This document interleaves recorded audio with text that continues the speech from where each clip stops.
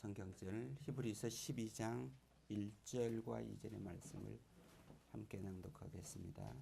제가 낭독하겠습니다. 히브리서 12장 1절과 2절입니다. 이러므로 우리에게 구름같이 둘러싼 하다한 증인들이 있으니 모든 무거운 것과 얽매이기 쉬운 죄를 벗어버리고 인내로서 우리 앞에 당한 경주를 경주하며 믿음의 주여 또 온전케 하시는 이인 예수를 바라보자. 그는 그 앞에 있는 기쁨을 위하여 십자가를 참으사 부끄러움을 개의치 아니하시더니 하나님 보좌 우편에 앉으셨느니라. 히브리서 12장 1절과 2절에 있는 말씀입니다. 지난 추석에 제가 밴드에 들어갔더니 저희 그 시골 초등학교 광양 동초등학교 국민학교죠. 동초등학교 밴드가 있어서 거기에 제가 좀 글을 좀 남겨봤습니다. 우리 동창들인데요. 추석에 내려가면 좀 만날 수 없을까 하고 글을 보냈습니다. 그랬더니 답변이 와서 수길이가 온다니까 우리 한번 모여보자. 추석날 앞이니까 많이 모이지 못하지만 모이는 사람들끼리 한번 모여보자 해서 제가 추석에 내려가서 만났습니다. 7명 정도 저를 포함해서 만났는데요. 40년 만에 만난 거더라고요. 그래서 40년 만에 만나서 처음에는 갈 때 제일 걱정됐던 게 못 알아볼까 봐. 미안하잖아요. 이게 상대방은 나를 알아보고 너 누군데 하고 이래는데 뭐 생각이 안 날까 봐. 그게 제일 걱정이 되더라고요. 근데 다행히도 기억이 나더라고요. 그래서 누구 하고 인사를 하고 이제 서로 이제 식사를 하고 이렇게 헤어지는데 헤어질 때쯤에 친구 한 녀석이 그러더라고요. 야, 수길아, 너 40년 동안 하나도 안 변했다. 그래서 돌아서 집에 오는데 왜 그 말이 계속 귀에 맴도는 겁니다. 40년 내내 똑같구나. 너 40년 동안 하나도 안 변했구나. 그게 왜 저한테는 계속 좀 40년 신앙을 했는데 지금 너도 똑같구나 그때랑. 이 말이 계속 제 귀에 맴도는 겁니다. 어떻게 40년인데 똑같았구나 나는. 그런 생각이 사실은 들었습니다. 우리가 꿈꾸는 신앙이 있습니다. 내가 신앙을 하면 이랬으면 좋겠다. 제가 꿈꾸는 신앙이 있고요. 누가복음 9장 37절에서 43절에는 이런 얘기가 나옵니다. 이튿날 산에서 내려오시니 큰 무리가 맞을새 무리 중에 한 사람이 소리질러 이르되 선생님 청컨대 내 아들을 돌보아 주옵소서. 이는 내 외아들이나이다. 귀신이 그를 잡아 갑자기 부르짖게 하고 경련을 일으켜 거품을 흘리게 하며 몹시 상하게 하고야 겨우 떠나가나이다. 당신의 제자들에게 내쫓아 주기를 구하였으나 그들이 능히 못하더이다. 예수께서 대답하여 이르시되 믿음이 없고 패역한 세대여 내가 얼마나 너희와 함께 있으며 너희에게 참으리요. 너 아들을 이리로 데리고 오라 하시니 올 때에 귀신이 그를 거꾸로 들이고 심한 경련을 일으키게 하는지라. 예수께서 더러운 귀신을 꾸짖으시며 아이를 낳게 하사 그 아버지에게 도로 주시니 사람들이 다 하나님의 위엄에 놀라니라. 제자들은 신앙의 연배가 얼마 되지 않았습니다. 30년 동안 하나님의 말씀을 묵상한 예수님이 앞에서 제자들은 믿음 없는 초보로서 귀신을 내쫓지 못했습니다. 예수님은 그들에게 이 믿음이 없는 자들아 하면서 귀신을 쫓으시고 하나님께 영광을, 사람들이 하나님의 위엄에 놀라게 하는 역사를 보여주셨습니다. 신앙이 한 30년 되면 이 정도는 돼야 되지 않을까요?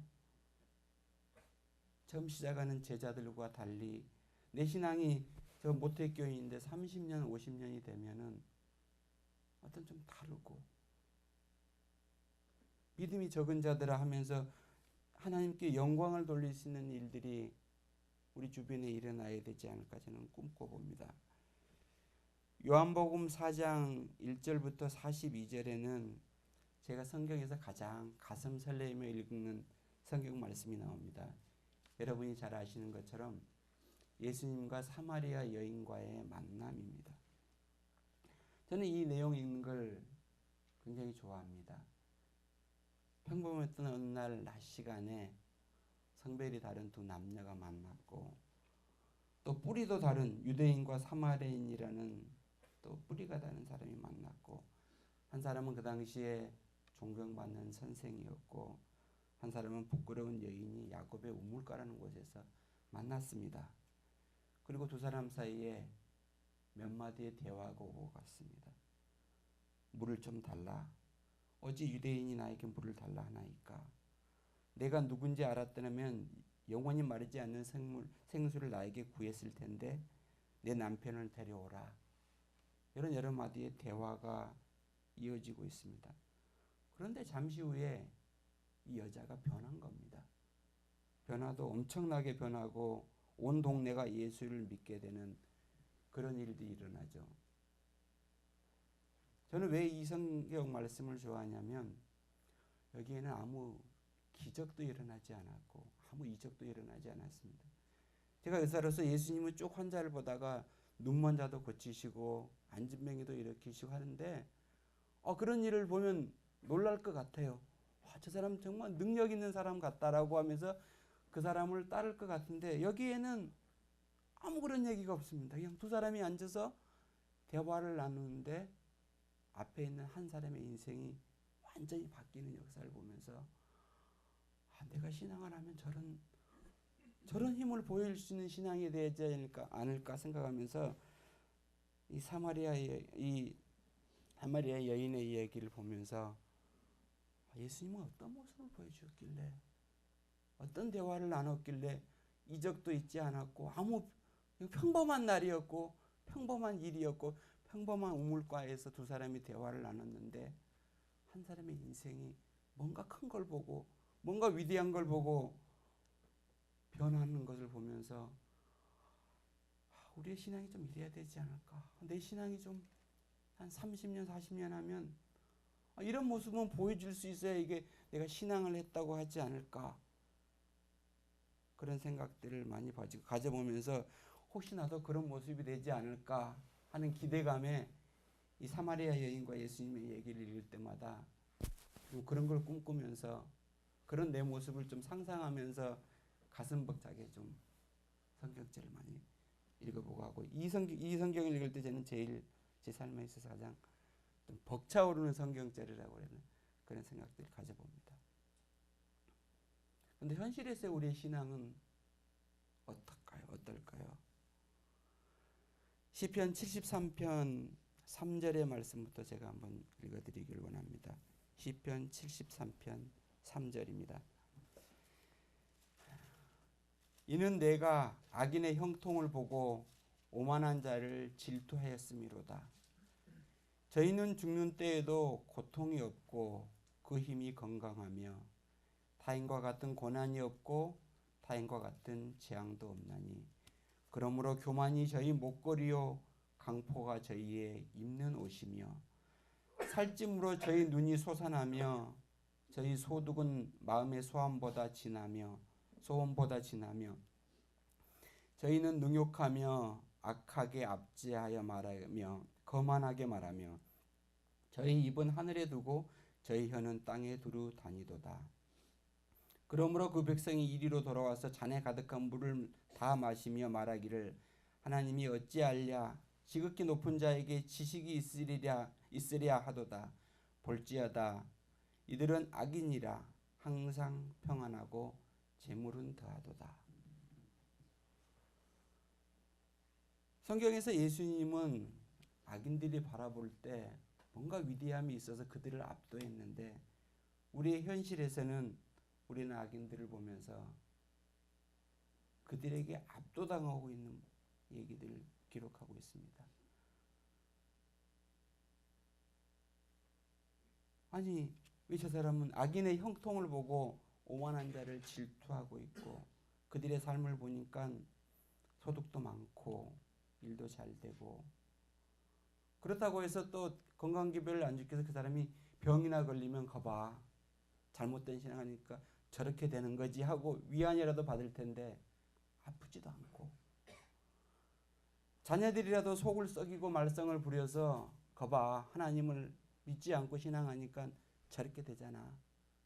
나는 신앙에 있기를 잘했어라고 위안을 받을 텐데 자녀들도 잘 되고 사업도 잘 되고 끝까지 봤더니 4절에 죽을 때도 고통 없이 죽더랍니다. 삶을 다 살고 끝날 때까지 봤는데도 그 사람은 인생이 잘 풀리는 것 같고 형통하고 그런 것들을 우리 현실에서 바라보고 있습니다. 그 사람이 그렇더라도 내가 괜찮으면 좋은데 시편 73편 13절에는 이렇게 얘기하고 있습니다. 내가 내 마음을 정의하며 내 손을 씻어 무죄다 한 것이 실로 헛되도다. 나는 종일 재앙을 당하며 아침마다 징벌을 받았도다. 그들이 잘 되는 건 내가 설령 또 그렇다 치는데, 그럼 나는 신앙을 했기 때문에 좀 내가 그 길을 걸어왔기 때문에 좀 뭔가 있어야 되잖아요. 나는 내가 그들과 다른, 그래도 나는 신앙의 길을 걸어왔으니까 나는 이렇게 할 텐데, 내가 내 마음을 정하게 하고 내 손을 씻어 무죄하다 한 것이 돌아보니까 참 헛것 같고 뭐였을까? 나는 보니까 하루 종일 재앙을 당하고 아침마다 징벌을 당하고, 더 우리를 슬프게 하는 것은 시편 73편 3절의 얘기처럼 그냥 악인들이 그렇게 되는 걸 두면 좋겠는데 내 마음에 뭐가 일어나냐면 질투심이 일어나는 겁니다. 악인들을 보니까 저 사람들처럼 좀 욕하면서도 나도 그렇게 되면 좋겠는데 하는 신앙인이 살아왔는데, 내가 가지고 있는 내 신앙의 가치에 대해서 내가 뿌듯해하는 게 아니라 그들이 질투가 나고 내가 해온 신앙의 길이 헛되고 헛된 것 같은 느낌들을 받을 때가 있습니다. 신앙을 하지 않은 사람들의 형통을 보며 많이 속상하긴 하지만, 내가 오랜 신앙을 해왔는 것이 별것이 아닌 듯 보이는 신앙은 정말 더 견디기가 힘듭니다. 더욱이 화가 나는 것은 시편 73편 3절에 못난 내가 그들의 형통을 보고 질투가 난다는 것입니다. 아니야, 내 신앙은 고귀하고 가치가 있어 하며 의연하고 싶은데 밴댕이 같은 내 신앙은 그들이 질투가 난다는 것입니다. 참으로 답답한 노릇이 아닐 수 없습니다. 진짜 우리의 신앙은 헛된 것이었을까? 오늘의 설교 말씀은 사실은 제가 묵상했던 말씀이 아니고요, 우리 재원이 때문에 시작되게 됐습니다. 얼마 전에 재원이가 저에게 전화를 했습니다. 그리고 이렇게 얘기합니다. 아빠, 하나님은 왜 제 기도를 들어주지 않으시는 걸까요? 왜 그러는데? 제가 아침마다 일어나서 말씀을 보고 기도를 하기를, 하나님 나를 붙들어 주시고 집중력을 주시고 나의 갈 길을 알게 해주십시오라고 아침마다 기도를 하고 학교를 가는데, 학교를 가보면 신앙을 하지 않은 다른 아이는 흔들리지 않고 집중력을 유지하고 정말 열심히 하고 성적도 잘 나오고 친구들 사이에 사이도 좋고 다 좋은데 자기는 흔들린다는 겁니다. 자기는 집중이 되지 않고, 그러면서 말하기를, 아빠, 제가 신앙한 지 17년 18년 아침마다 하나님께 기도드리는데 적어도 그들과는 조금 달라야 되지 않나요? 제가 왜 더 흔들거리고 그 애는 신앙하지 않고 서 있는데, 하나님은 내가 그것을 위해서 하나님께 아침에 기도드리는데 왜 내 기도를 안 들어주시는 걸까요? 하고 저한테 전화가 왔습니다. 우리의 신앙은 어디서 잘못된 걸까요? 그 질문 때문에 제 스스로에게 저도 물어봅니다. 재훈이한테 대답을 하지 못했습니다. 물론 아니야, 좀 기다려봐야지, 이렇게 해봐야지, 이렇게 대답을 해야 되는 게 맞지만, 조금 더 제 스스로도 거기에 대한 질문을 해봐야 되기 때문에 대답을 하지 못하고, 우리의 신앙은 해답을 찾아야 된다고 생각합니다. 시편 기자는 시편 73편에서 그 다음 얘기를 이렇게 이어갑니다. 시편 73편 16절 17절, 아까 그 고민들을 한 다음에 그 다음에는 이렇게 얘기합니다. 내가 어쩌면 이를 알까 하여 생각한즉 그것이 내게 심한 고통이 되었더니 하나님의 성소에 들어갈 때야 그들의 종모를 내가 깨달았나이다. 이 땅에서 생각해 보니까 알 수 없는 것 같아 보입니다. 하나님의 성소에 들어갈 때 그때서 이제 내가 깨달았다라고 시편 기자는 얘기하고 있습니다. 시편 73편 21절부터 25절에 그는 또 이렇게 고백합니다. 내 마음이 산란하며 내 심장이 찔렸나이다. 내가 이같이 우매무지하니 주의 앞에 짐승이 오나 내가 항상 주와 함께하니 주께서 내 오른손을 붙드셨나이다. 주의 교훈으로 나를 인도하시고 후에는 영광으로 나를 영접하시리니 하늘에서는 주 외에 누가 내게 있으리요. 땅에서는 주밖에 나의 사모할 자가 없나이다. 시편 기자도 73편 2절에 나는 거의 넘어질 뻔하였고 나의 걸음이 미끄러질 뻔하였으니 시편 기자도 아마 고민이 크고 마음에 무거운 짐 때문에 내가 거의 미끄러질 뻔했다라고 고백을 하고 있습니다. 오늘날 우리와 같은 그런 고민들과 그런 혼란 속에 있었지 않을까 생각합니다. 요셉이 얘기하죠. 그런 일이 닥칠 때마다 왜 하나님 나에게 이런 일을 주십니까? 그 답을 알기 위해서 하나님께 간구했지만 이제는 난 그거 물어보지 않는다. 왜냐하면 하나님이 나보다 더 잘 나한테 설명하지 않으셔도 된다. You know better than I. 하나님이 이미 나보다 더 잘 아시는데 이제는 묻지 않는다라고 자기 신앙의 고백들을 하는 걸 이제 노래로 만들어 준 것 같습니다. 저는 요셉이 총리가 되지 않아도 이미 그는 승리자였습니다. 그의 삶이 이 감옥에서 끝났더라도 그의 삶이 감옥에서 끝났더라도 요셉의 삶은 위대했고 그가 총리가 되었기에 결코 위대해지지 않았다고 생각합니다. 성경에 보면 저는 참 의아한 여러 가지 장면들을 많이 봤습니다. 예수님이 다른 것들은 유난히 확인하지 않으시는데 꼭 확인한 게 하나 있으시더라고요. 병자를 고칠 때나 제자를 만날 때나 이적을 행하실 때 딱 한 가지는 물어보시더라고요. 내가 이것을 믿느냐?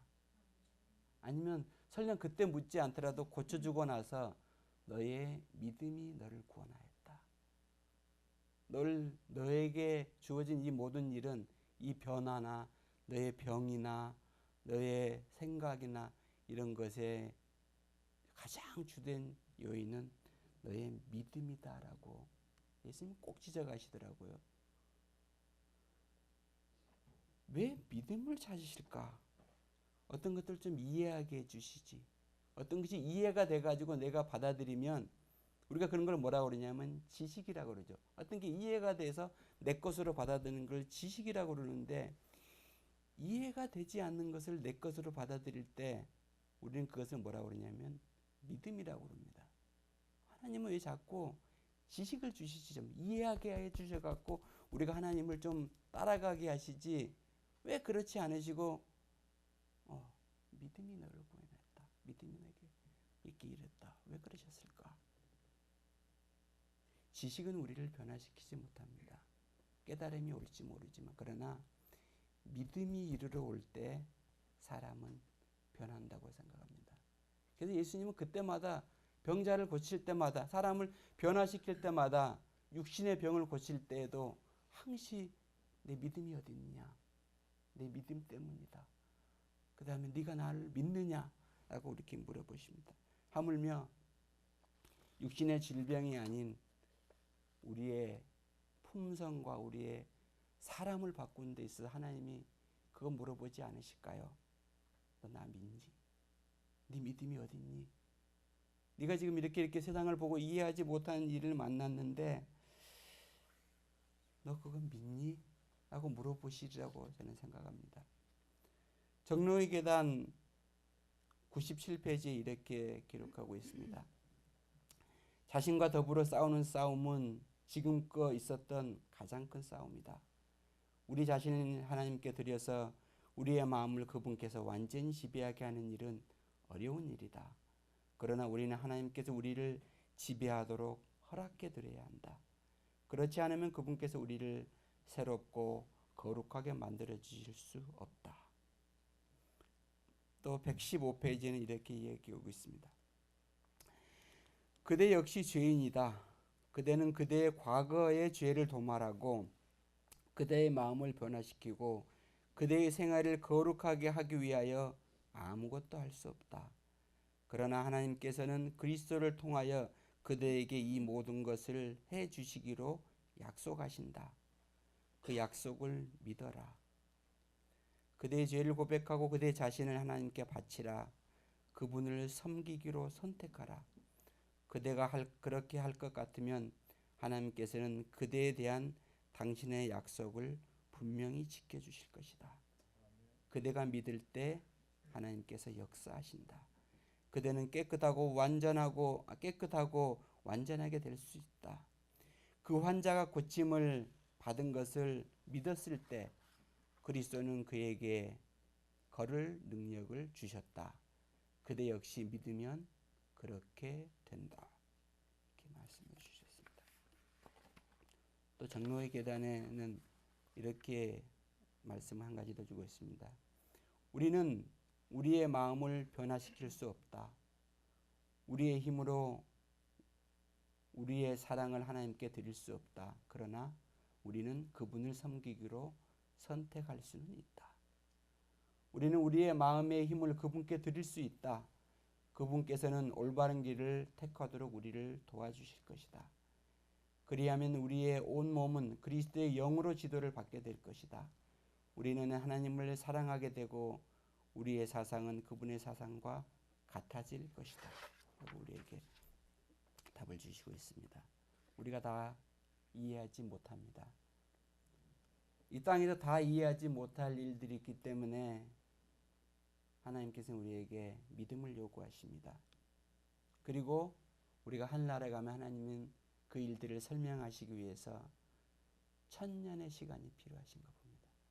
하늘에서 하나님은 우리에게 일어났던 일들의 의미와 우리에게 일어났던 하나님의 계획을 설명하는데 1000년이 필요해서 우리는 하늘에 가서 1000년 동안 하나님께 설명을 드려야 할 일을 이 땅에서 70년, 80년 사는 우리가 다 이해할 수 없을 것입니다. 그러나 그래서 하나님이 모든 일을 만날 때마다 우리에게 묻습니다. 너 나 믿지? 아, 그럼요. 그럼 하나님께서 이렇게 얘기하십니다. 이제 너가 나를 믿으면 너는 뒤로 비켜. 이제 내가 일할 시간이야. 이제는 그분의 시간입니다. 하나님이 역사를 이루실 시간입니다. 우리뿐만 아니라 많은 신앙의 믿음의 선조들이 우리와 동일한 고민을 했고 해답을 찾았습니다. 우리의 자녀들이 우리에게 신앙에 대해서 물어볼 때 우리가 좀 믿음 안에서 제 자신이 나은 모습으로 성장해 있기를 하나님께 기도드려 봅니다. 그리고 우리 자녀에게 저도 설명할 수 있으면 좋겠습니다. 하나님은 이런 분이야. 내가 삶의 경험에 있어서 만났던 하나님은 나를 이렇게 인도하셨어. 라고 신앙의 연배가 깊은 더 우리들은 저는 우리의 자녀에게 그런 하나님을 고백해 주고 싶습니다.